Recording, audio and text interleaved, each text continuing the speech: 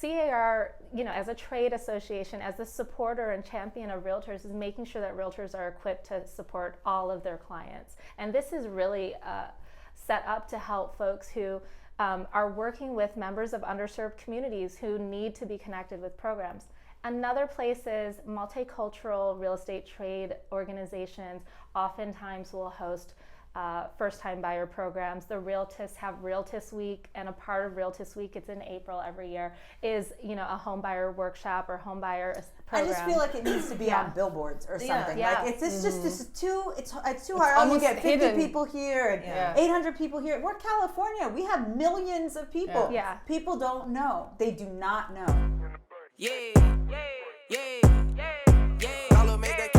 Under all is the land, the real estate. Courtney, your friends about to show you how to generate wealth. Get educated, do for yourself.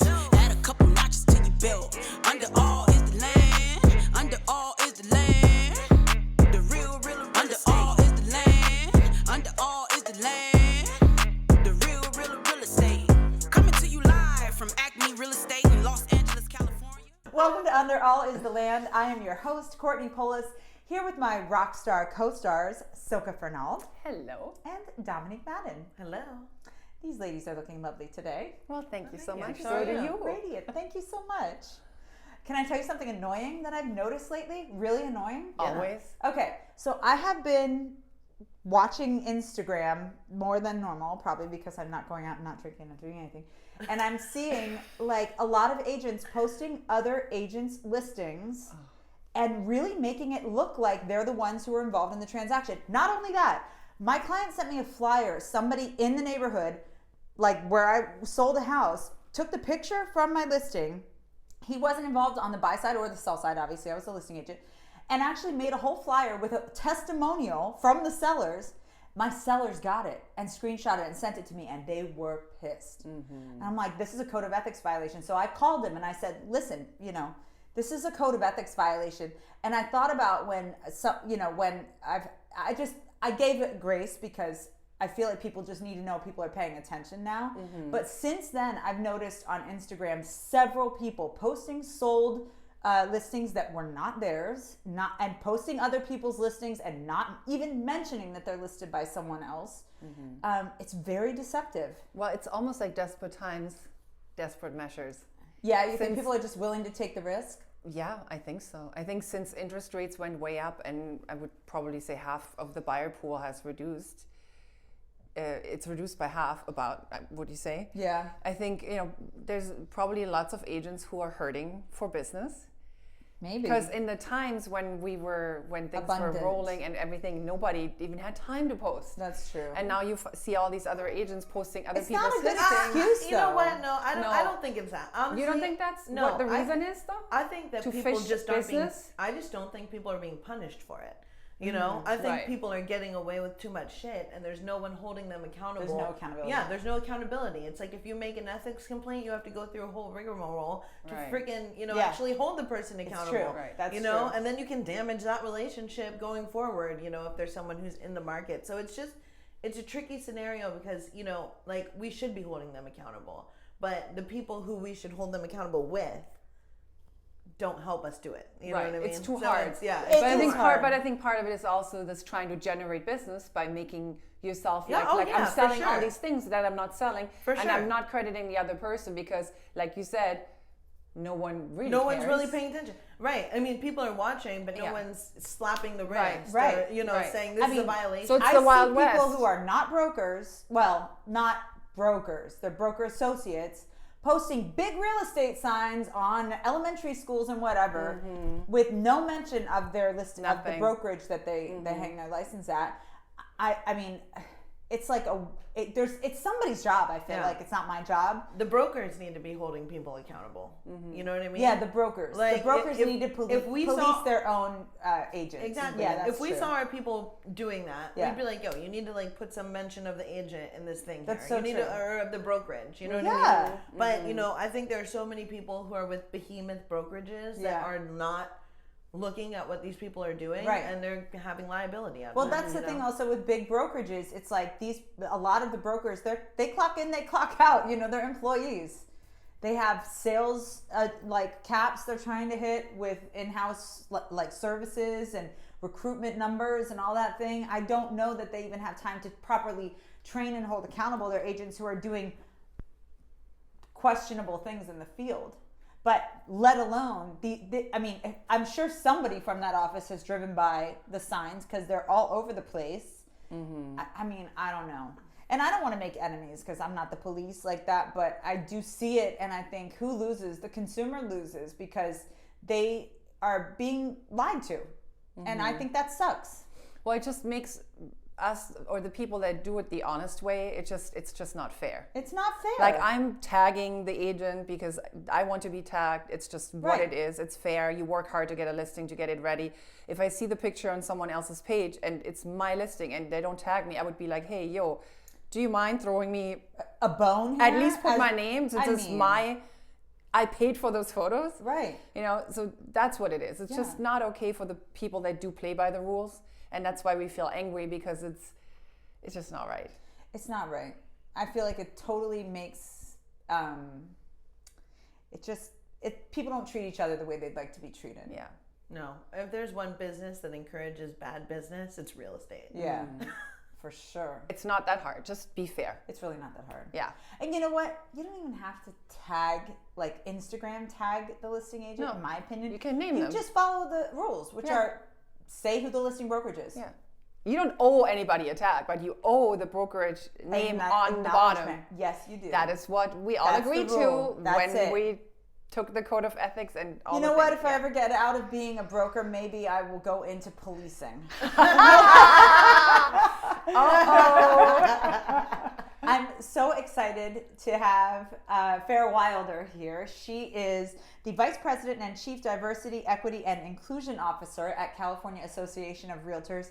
I've wanted to have her on the show for a very long time. She's fighting the good fight for future homeowners and current homeowners in California. Welcome to Under All is the Land, Farrah. Welcome. Welcome to Under All is the Land. Thanks so much for having me. We're so excited to have you. We have wanted to have you as a guest for a long time. So could you please introduce yourself, what your career history has been, and what you do for the California Association of Realtors? Sure. So I am the Vice President and Chief Diversity, Equity, and Inclusion Officer at the California Association of Realtors, and I do all kinds of diversity things, both on the staff side, member side, and in our leadership. We have a very large 850 member board, and I also help support fair housing education and initiatives, and I work with our government affairs department on policy, and I also help with homebuyer assistance programs and home ownership opportunity for members of underserved communities. That's a mouthful. Yes, That's a lot of stuff. it is. And so how did I... did more than a 40-hour week. And you asked me another question in Yes, there. like your history, like how'd you get here? Yes, how did I get here? Okay, so it's been a journey, and I wasn't expecting for this to be where I landed, but I feel like I landed exactly where I was supposed to be. So I started off as a civil rights attorney a long time ago in San Francisco, and then I left that to become a realtor. Did that for 13 years, always kind of with this lens of being very community-based. I was on CAR's board, and then at some point, we're all remote, pandemic, we're going through a racial reckoning, and they approached me with this position, and at first I was like, oh, I don't know if I'm qualified for that. The job description was intimidating, and I had some conversations and decided to go for it, and here I am. And two here and a you half are. 2.5 years later. So it's a new position. Yes and no. Okay. So it is new in its current iteration, but Okay. I cannot say I'm the first person to ever do diversity or fair housing work at CAR. CAR, okay. There was someone, Kelly Braden, for folks who've been around for a long time, they will maybe know that name, and she was really influential in diversity, really helped with when the Multicultural Real Estate Alliance for Urban Change was started. She really helped support multicultural groups. So yeah, so there was someone Gotcha. before me. So to you, what does fair housing mean? Fair housing it's a number of things. On its face, it's policies. So these are the rules and the laws that really help make sure that basically that anyone in the real estate industry is not discriminating, that people aren't experiencing discrimination. But these also are laws that really are put in place to address the history and legacy of discrimination. So there are things like special purpose credit programs, and those are programs that are specifically targeted to certain groups that have either historically been excluded or have a specific barrier or challenge. And those programs actually allow for a targeted remedy to a challenge that we see. And that feels very obscure to me. I don't know what a targeted remedy is. I don't know a special purpose. So can you get more specific? Yes. So for example, and we'll not make it about race at this point, but oftentimes they are about race. So for example, teachers. We know that our teachers work really hard. They might not make as much as, say, tech workers. I worked in the Bay Area, so there's that disparity, and housing is a scarce resource, right? So you might have a special loan program, and there are statewide special loan programs for teachers that are specifically targeted to address the special challenges that teachers face, and we value teachers. We need teachers in our community, so we have loan programs for them. We also have racially based special purpose credit programs, and those really work to address a legacy of past exclusion and discrimination. So people of color tend to have less generational wealth. Generational wealth comes from your grandparents, your parents having owned a home mostly. Yeah, totally. Yeah, and so because of discrimination was not just happening in the past, but it was promoted. It was legal, and actually it was seen to be the right thing to do at some point in history, which is really terrible. Disturbing. Yeah, terrifying. Yes, and so because it was so pervasive, and because it was, discrimination was actually the law. Rule, we now have these huge wealth and home ownership gaps. And for people who work in real estate, like I used to, like you do, we know that a lot of folks come in to meet with us, in seeking to buy a home, and they're getting their down payment from parents, or they don't have student loans because their parents own their homes, and we're able to help them with college. So there's a disparity there, and special purpose credit programs or fair housing laws that allow for specific remedies are really targeted to help address those disparities. Do the people in the community actually know that these programs exist? Because I feel like people don't know. I think it depends, and that's the best way I can say that. I know that when I was a realtor, and this is before the explosion of some of these programs. Now we have a lot more than we used to. People would come to me and say, "Isn't there a program? Are there programs?" People have this vague sense that if they're a first-time buyer and maybe don't I've heard make that so much. first-time buyer Yeah, question. they're like, But we serve in a lot of different communities. I rarely hear the question, "Are there any special purpose it's not there. They're not like, are there any loans for African American people in this community to buy? I think where's the word getting out? Are you doing real estate education, realtor education? Yes. Like, are there Zooms for this where you can train realtors? Okay, good to know. We need to do that. But I think there's also needs to be some community awareness around this, because it could help get people out of paralysis, which is something we see a lot.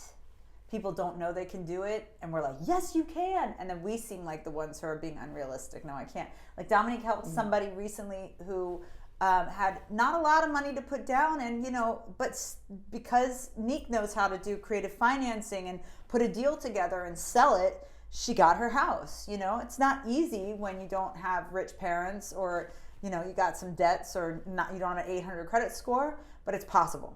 Right. So people need to know that. Where is there a place online people can go to find that information? Yes, and so I want to make a big picture point here.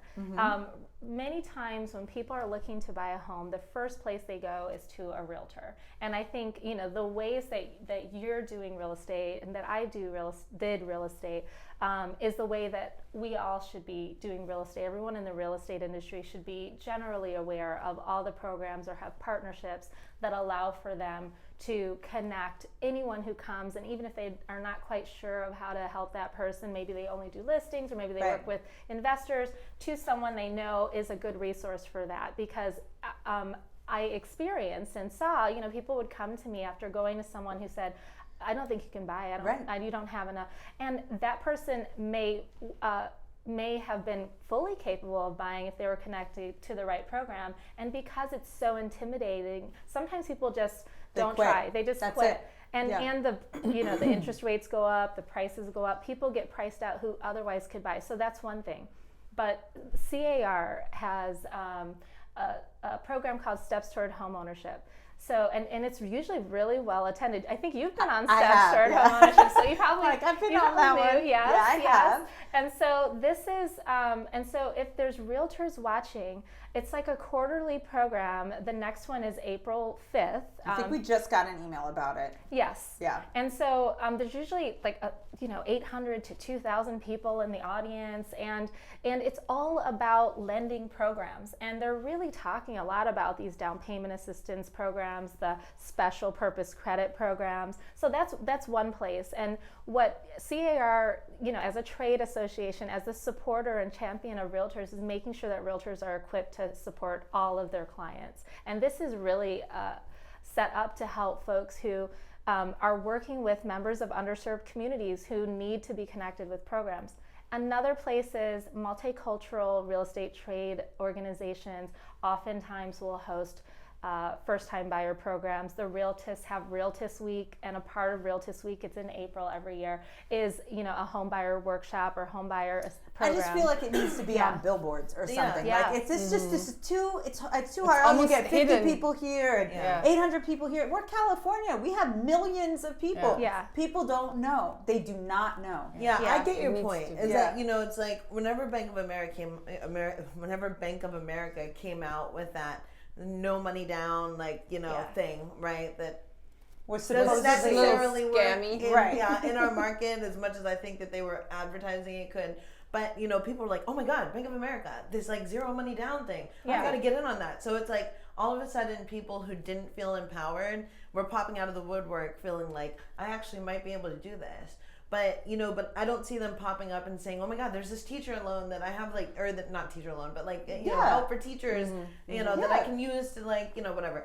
But so it's not like they know enough that it's bringing them out to even ask the agents. Because what I experience in a lot of open houses in areas where maybe income levels aren't as high as other areas, right? So people might not feel like they can participate. Is that a lot of them are scared to have the conversation because they feel like they're going to be rejected, And so I think if, even I do think agents should know what I think programs are available, but I also think that the people that we're serving need to also be more aware so that then they feel like they can talk about it. Yeah. You need a PR team talking about that because Bank of America has huge PR. That's why everybody knew about it. That's one. So that's the thing. You need to start a PR group to just talk about that. That's one thing. So, and a couple of other things. I think that traditionally, a lot of, and then not every realtor or agent is like this. A lot of realtors focus on the luxury high-end market. You mean they try? Or they market. They market. Focusing on luxury, but really they haven't ever had a $5 million listing. But go ahead.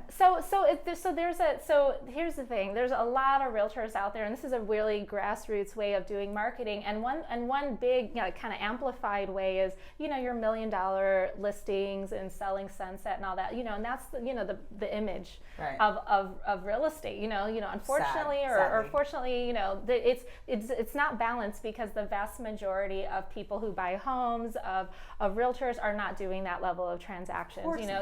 That's a very a handful of people do that transaction. Yes, and so one thing, and I have seen this from lenders, so the California Dream for All program was just announced, and I have seen so many Instagram lives from lenders, and this is great because actually this is a grassroots way. Sure, Bank of America is like that top down. I did a press release, and now everybody knows about it. Cal HFA is the state organization that's really helping to administer the California Dream for All program. They may not have the budget that Bank of America has, but lenders are really helping on their Instagrams now. Is the consumer connected more with realtors or with lenders. Yeah, I mean, the lenders are marketing to realtors Right. for this program, which But is also fine. realtors. I've seen many realtors making reels and doing things. Like there was one I was like, oh my god, this guy needs a show.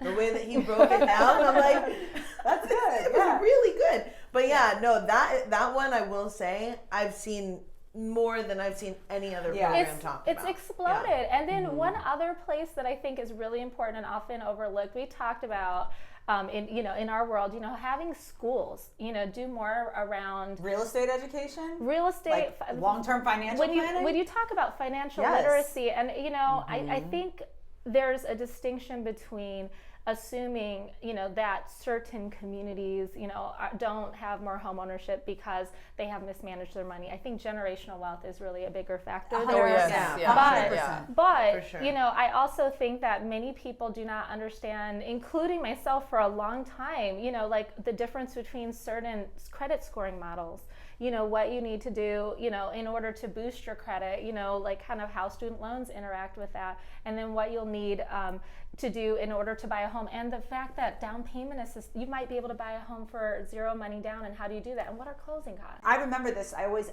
associate this when I was little. We were we weren't like, well, it was, yeah. They're worse. It was There are challenging. worse. Yes, there are worse. But, there are better. And I remember I had holes in my socks, and I told my friends that I loved having holes in my socks because I thought they were cool. It was the 80s, so to be fair, it could have been cool. But like only when I got older, I realized that was my pride because I knew we couldn't really get what we needed all the time. And so, that was my way of owning that shit. And so I feel like sometimes there's something like that. Like if you think it's out of reach for you, you reject it, as opposed to seeing, okay, I don't want to be excluded from this. There's power in here somewhere. There's place. Like I deserve my space, my thing, my flag I can stick in the ground and say, this is mine. And this is something I'm going to give to my kids. And this is how you can't move me. And there's no eviction. I don't need to fight for eviction rights because I don't want to be a renter for 90 years. There's empowerment in that. So I feel like there's something in the narrative sometimes where I understand that people don't want to see their communities change, but I think there needs to be a counter kind of narrative about owning and staying and claiming and being there and fighting for that. Now that we have the kind of programs that we're talking about to support that. Completely agree. And I grew up in Detroit, and in Detroit, we all kind of I feel like almost everyone I knew owned their homes, and it was really accessible. And I believe I heard somewhere that there was this value, like the car companies kind of promoted home ownership to all of their employees. They wanted to actually make the salaries high enough, and it wasn't like a huge leap, but high enough so that people could buy a home. But the Midwest is a bit more affordable. When I moved here, and I was working not in real estate, and I wasn't a real estate attorney, but I kept hearing, oh, homeownership's not for everyone, and that was so weird because I'm in a very not everyone had college educations, Right. but they were working in blue collar factory, whatever it was, and owning their homes. My parents hadn't graduated from college, and maybe not even took college courses after they owned homes actually. So that narrative had been here, and I think so. I don't even think it's people thinking it's out of reach, and that's why they've decided they don't want it. They've been told it's not something Not they can for them. attain. And also a lot of the programs around housing focus on rentals. And when you're focusing on rentals and just making sure that someone has a house, there's nothing wrong with renting. However, when you're thinking of housing, considering home ownership in the mix can be a really empowering way to kind of close wealth gaps, because we know that for most families, most of their wealth is tied up in home ownership.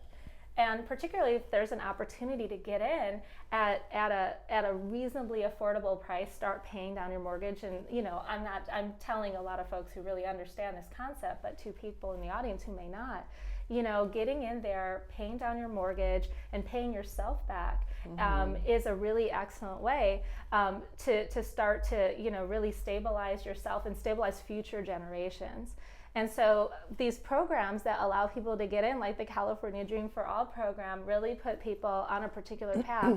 and start to close these gaps. So I think it's up to, you know, not just the person, because how else will they know if this is the message that they've been given? Right. But it's up to all of us to have that message be the case, and also to really, you know, kind of try to promote for folks who are in a community the ability to maybe, like, what I also know that you have this value too, to like purchase a home in your community.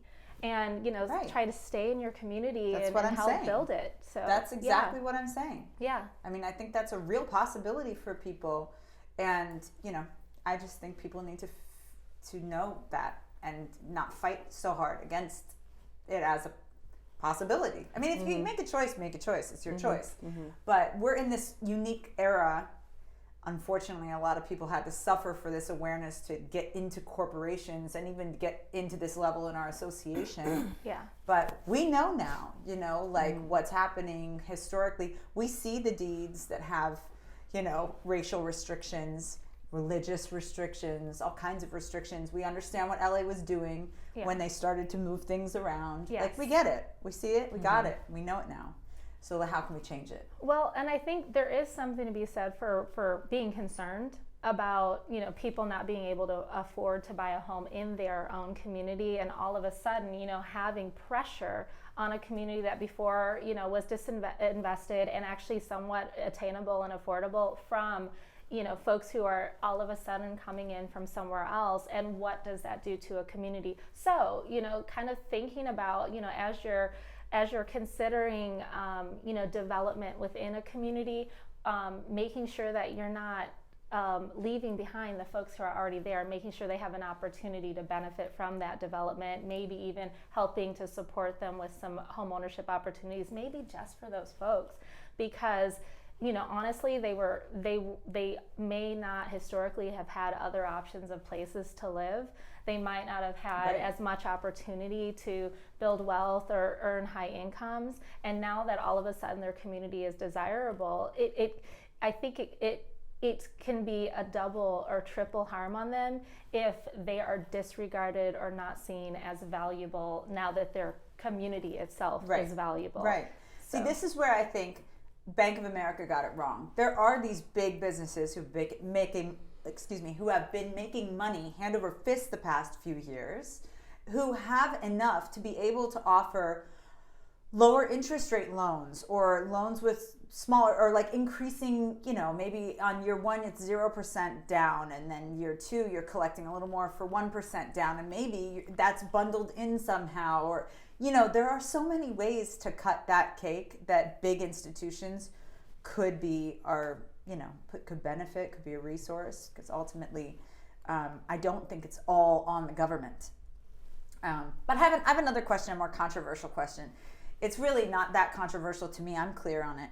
But how do you feel about the personal, like the love letters, kind of default no love letters thing? Because I have my thoughts. I want your thoughts. I wish I knew your thoughts. I wish I knew your thoughts before I gave my thoughts. But I'll start. Okay, you start. That's okay. Yeah, and I actually, you know, I'm very clear on my own thoughts. So Okay. I, you know, full disclosure, once you see something a certain way, then and you can't unsee it, you might shift how you do things. And once you know better, you can do better.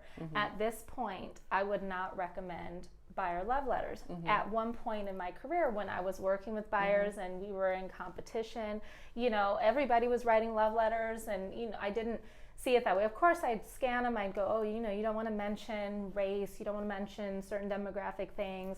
But I was not of the mind that there was an issue with buyer love letters.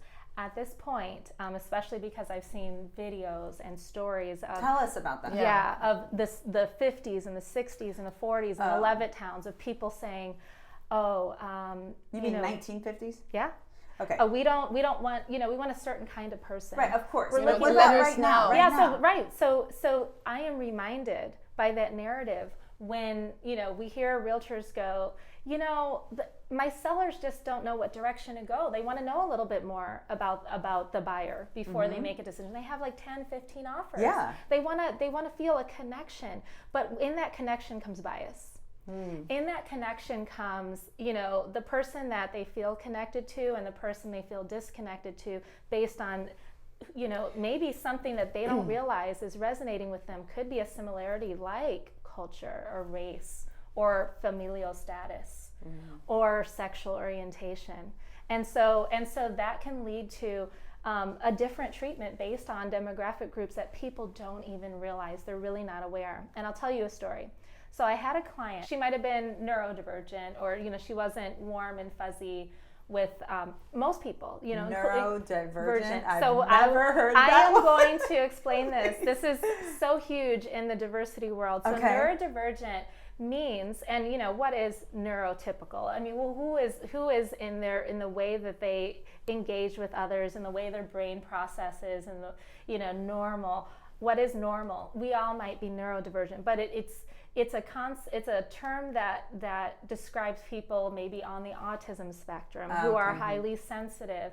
You know, you think of folks who really, you know, prefer not to be hugged, or who don't make eye contact, and that may stem from, you know, just a different way of processing and communicating with folks, right?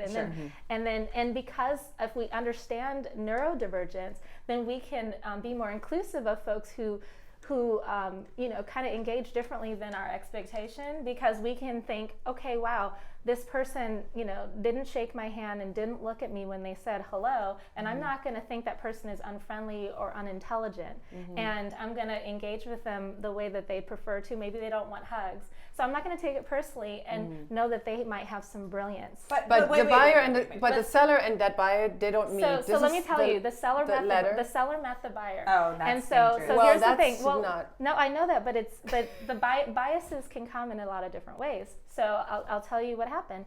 The seller happened to be at the house when this person looked at it, and I met with the listing agent. You know, they were in my office, and I did a presentation, and the other agent also did a presentation. We were kind of neck and neck.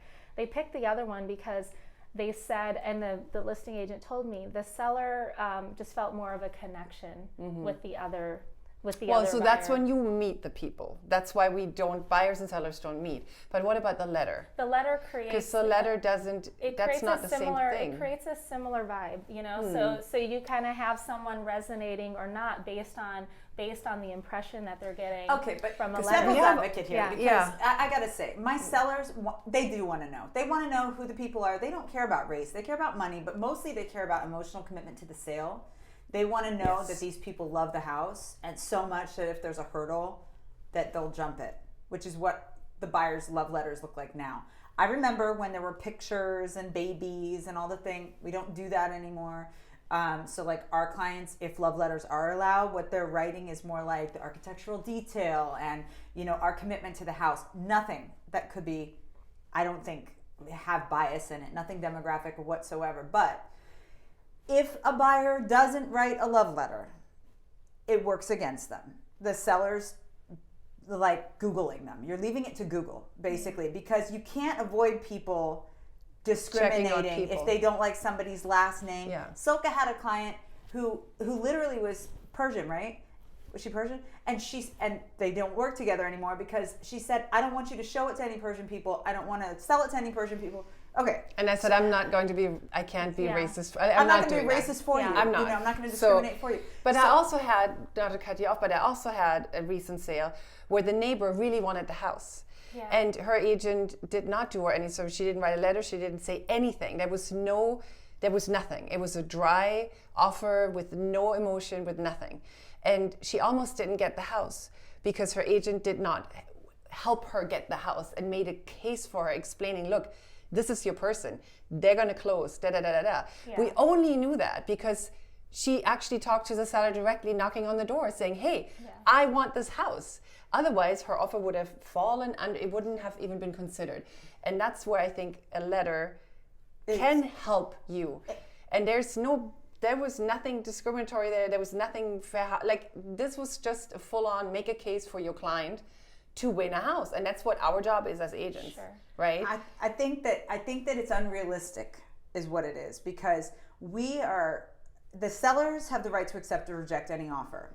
They can come up with any reason why they want to accept or reject any offer. you know, but the bottom line is, I'm going to be completely honest, with the exception of this one person that Silke interacted with, most of my sellers want the surest thing at the highest price and the best terms. And all they're really concerned about is that the person doesn't seem flaky. So there's ways. So first of all, I totally am sensitive to that. As someone who used to work in Oakland, and Oakland is one of the most difficult competitive markets in California. I mean, there's competitive markets, and Oakland is one of them. So I'm sensitive to that. One thing I will say is, I think the realtor needs to be very much letting their seller know about both bias and the danger of knowing additional information outside of the terms of the offer, and how that can lead them to make decisions based on the 22 protected categories under the Fair Housing Act. I'm not just talking about race, gender, you know, all these other things. I don't know anyone who can rattle all 22 of them off. I can't. Can That's you? why we love that. How many so, do we have? so let Can me you? tell you, I can probably do more than average, but 22 is a lot, you know. So let me just say this. No, I And just wonder what else is on there one of besides them the is classics. arbitrary characteristics. Oh. So what does that mean? Does it mean yeah, job? what does that mean? What does that mean? Is that Arbitrary. yeah. So you're telling me if I'm a seller and I receive an offer from a buyer who is an influencer on Instagram, which I consider a very unstable job, that I don't have the right to not accept their offer? What I'm trying to say is that I am not an attorney Okay, right now. but you I mean, are I an was attorney. an attorney, but I'm not a licensed practicing attorney in this Okay, particular okay. area. So I would say that, you know, you'd have to call to make sure, especially, you know, and if You they can't did, force a seller to but- sell to anybody. right, That's not right. fair either. No, I'm just saying you have to let them know. And I'm okay. saying, and if they are concerned about liability, they might think twice about that. And also, if someone believes that that was the reason But that how they would that didn't look get like? it. Yeah, How what would is that the kind of a belief thing thing? look like? No, So also that might so look you like- chose, there's 15 So I can offers, tell you choose this one so particular. I can tell you. So the listing agent says, and so this we're getting in the weeds with this, but that's I like it. Get in there. so the listing agent says to the buyer's agent, this is the reason why this offer wasn't accepted. They just were concerned about this person's job. But we would never say that. I know, not you, but You- let's somebody just, else let's might just say say, that. yeah, Let's say somebody somebody I says see. that. yes, Okay, it's okay. happened. Devil's You know, it has advocate. happened, right? Well, It's I know happened. that I had a VA buyer where the listing agent said the sellers want to take, after they already accepted our offer, they tried to retract their acceptance of our offer and go with another offer because the other offer had more down payment, Okay, which so, was a VA loan. So Yeah. you can't discriminate so it's against just, someone's low down it's, payment for I a would VA say loan. it's a gray area, and it's something where someone might call the legal hotline or reach out to the DRE to make sure, because you know of how broad and expansive California law is. And so if you are giving this additional information, the door gets opened to that kind of analysis, even a biased analysis. And I will say there are some ways, and you know, Get in there. not Don't be every afraid. no I'm not. I'm just trying to find a way to say it. There, you know, you don't have to necessarily. I can't say that buyer letters are illegal. You know, they're not illegal. Right. Because there's an option in the Yeah. listing Yeah, agreement they're where not- you can choose to receive them and not receive them And as that, a seller. and that wouldn't even necessarily be a legal thing, more of a preference thing. But so Right. they're not They're illegal, not and illegal. I know, and they don't necessarily. You know, they're not. It's not like writing one is going to lead to a fair housing issue all the time. But what I'm saying is, if the desire and the goal is to make sure that as the buyer's agent, that the listing agent is aware of this person's commitment, stability, and how solid their financing is. There are a lot of ways to do that, and a buyer letter isn't the only way. Okay. Yeah. Okay, that's fair. But you know, it's interesting because the buyer letter could also help maybe the group that is historically not as advantaged. tell her the story Yeah, about the because other you ones. have, you know, you have people that are like, well, you know what?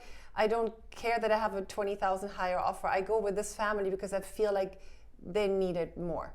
You know, I've there had that are happen. those sellers too. And Yeah. that letter, and they wouldn't have gotten it because, you know, so it's a little bit, it works both ways, but I think it probably works the unfair way more often. There's that, and then also there might be other groups in the mix that didn't get it. So who didn't get it, and you know, and what groups Right. were they in? Oh my as God, but well? it's just exhausting. Yeah. It's like It's this exhausting very with everybody correct- claiming yeah. like I didn't get it because I'm a woman. I didn't get it because I don't have a right job. I don't get it because of this reason. That it's like, oh, for the love of God.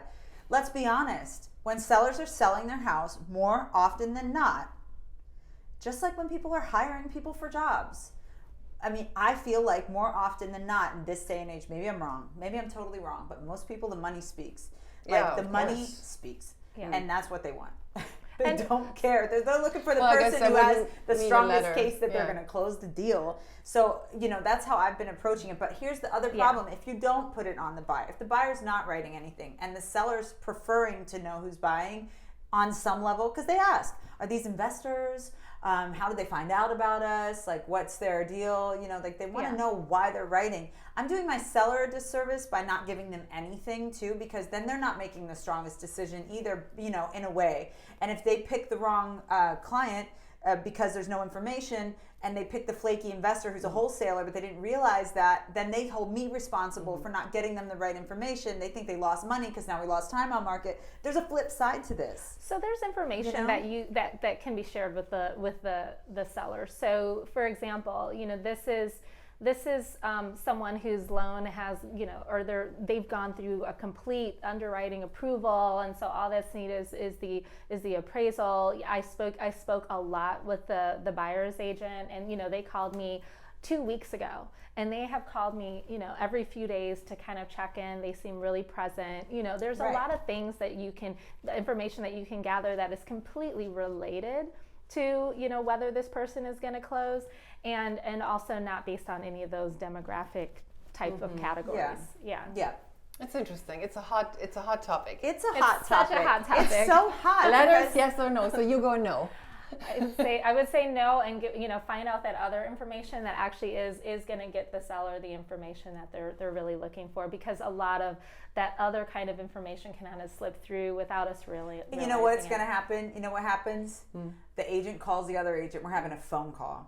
He's a doctor. She's a this, and they're super well That's already qualified, happening. and blah blah blah. You call the And then- lender and get the information. Oh She's yeah, they're pregnant, great. They're moving Yes. up, blah blah blah, and then it puts it on us. Yes. Do we share that information or not? Knowing our seller wants to know it. It's not illegal for them to know it. The buyer's trying to share that information to make a stronger case for the buyer. Yeah. I don't like that. Yeah. I don't like that it puts it on us. Yes.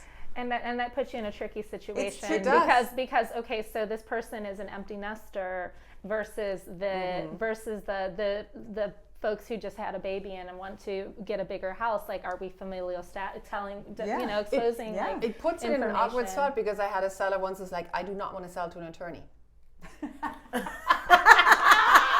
And then we got an offer from an attorney, and I knew, and I'm not telling. What do I do? Do I tell him? I would have called Do I not Sierra's tell legal him? headline. What do I do? Yeah. Tough. You know, to make sure. Shit, did you know it was an attorney? That is so funny. I don't know. I hear that though. I would have called. I hear Maybe. that. Did I? I don't know. I would have called legal hotline just to make sure that you're not like going When Going this is, under I'm being disclosure. funny Yeah, and over dramatic, yeah. but you know what I No, mean. Like, yeah, it's like, yeah. what do you do? Yeah, no, I understand.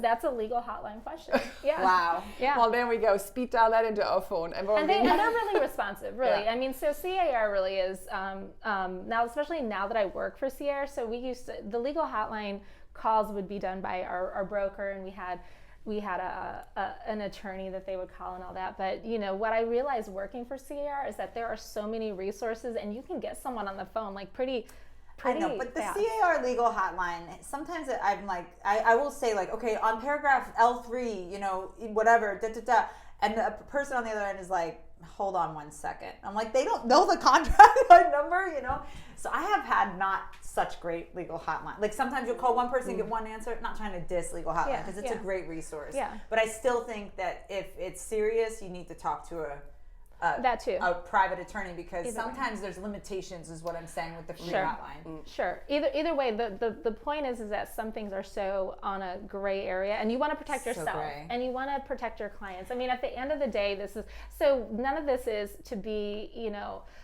unreasonably difficult here, but the goal is a couple things. First of all, it's protecting the consumer. So if you're representing the seller, making sure they understand, what they can and can't do, because they're not in it all the time. Right.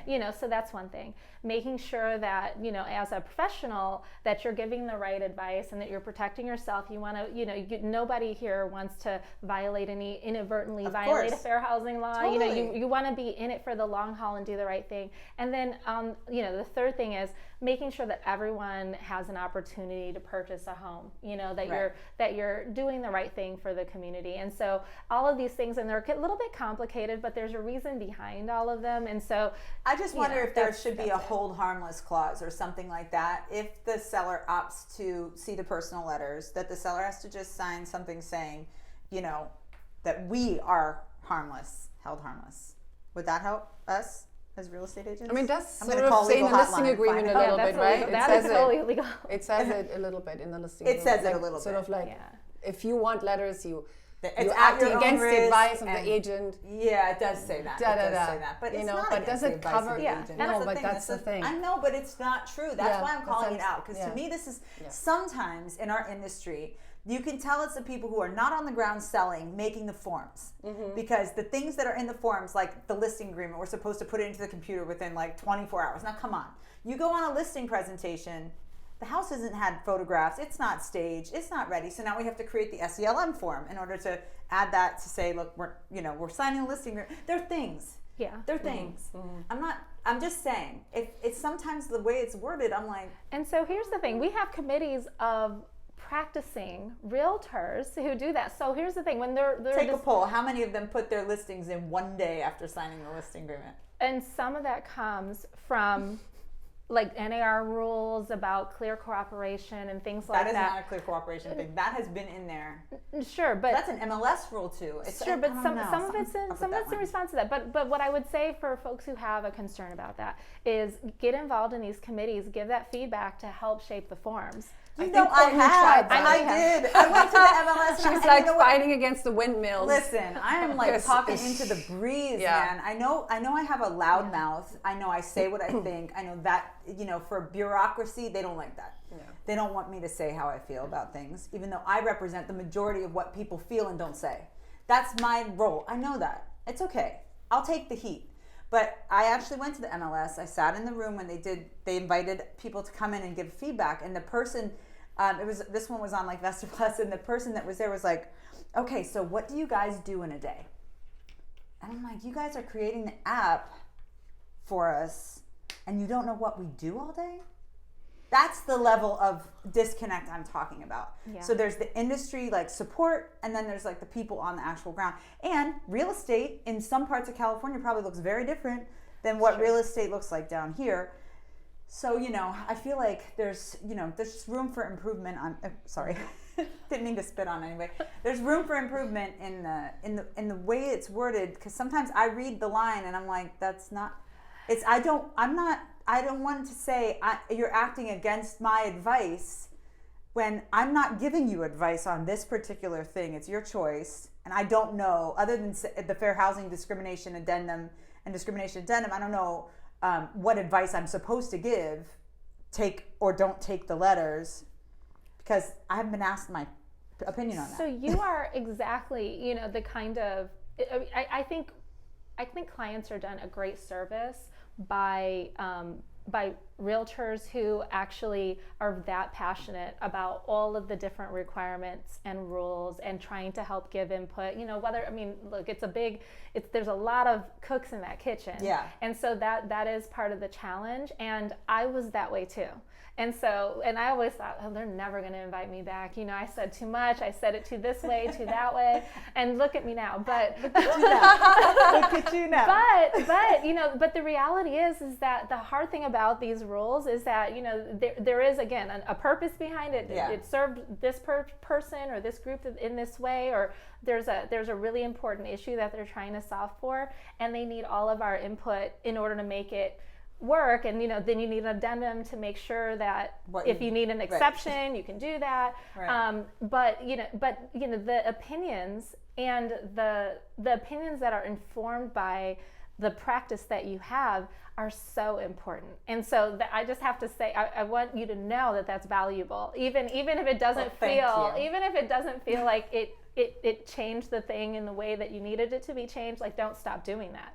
Okay, she said it. So if I end up showing up at the MLS with some opinions, you'll know I was invited by Farrah. Yes. What is the future of diversity, equity, and inclusion in our association and in our industry right now in California? I think that we are, so this is, we're not at the very beginning, so, but we are at like a re-beginning. I think we're at a stage where folks are still learning.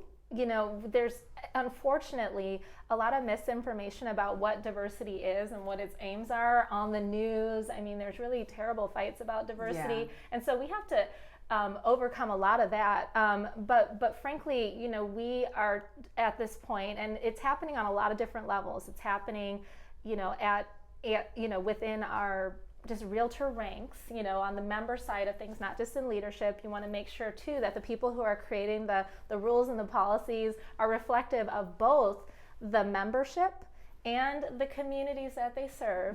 And we are at the beginning of kind of pondering what are the issues and what kind of programs will solve those issues. We've started to at the state level, and I've also seen at the local association level, which we support, and within brokerages, you know, that there are folks who are starting to assess what the issues are. There are some programs and initiatives coming online at the national level. They've had a consultant, they've come up with some recommendations, and then they're in the process, they're probably, you know, maybe even more advanced of instituting these things, and that's on the leadership side. And a lot of times people in my role or people who are on the board think of the leadership side, but it's kind of all hands on deck. And so I think we're not at the very, very beginning, but we're kind of close to the beginning. And I think that it's a marathon and not a sprint. And it's a really beautiful thing, because what I have seen happen is that as we build competency around having these conversations, and we get over some of our fears of having them, and we get over some of our concerns that we're gonna, we've been taught we don't talk about certain things, politics, religion, and we start to learn how to have conversations about difference. I've seen some really beautiful connections happen, and that was my experience. That's why I feel kind of really blessed to be in this role. When I got to Sierra, I felt really different. You know, I had my fro out. I was much younger than many of the people who'd been there, and I was brand new, and I felt like I had a different background. My clients were different. Everything seemed different. And, you know, I had to do some work to kind of work up the stamina to continue to stay there. And some of that was on me. And also, you know, I might have been experiencing some bias too. But what I realized was that, you know, even if I thought people were judging this book by its cover, I might have been judging a book by its cover too. And when you really get down to the human level and start to have these conversations across difference, like, we can do magical things together. And so that, I think, is what we're starting to do, and it's beautiful. And I've seen people not understand something, be very against it, and gain an understanding. And it doesn't mean we all have to have the same opinion, but be able to work together on a solution that everyone can feel comfortable about when they couldn't even have a conversation before. So that is what we're doing, and that is what is where we're at. Yeah, that's amazing, and a great final thought, I think. Keep having the conversations. So that's what it is. Yeah. We will, and I mean, it's a blessing to be able to do this. Yeah. Well, we're happy to have you in this position for sure. Thank you so much for coming on Under All Is the Land. Thanks so much for having me. It's really been an honor. It was awesome. And we'll see you next time. Bye.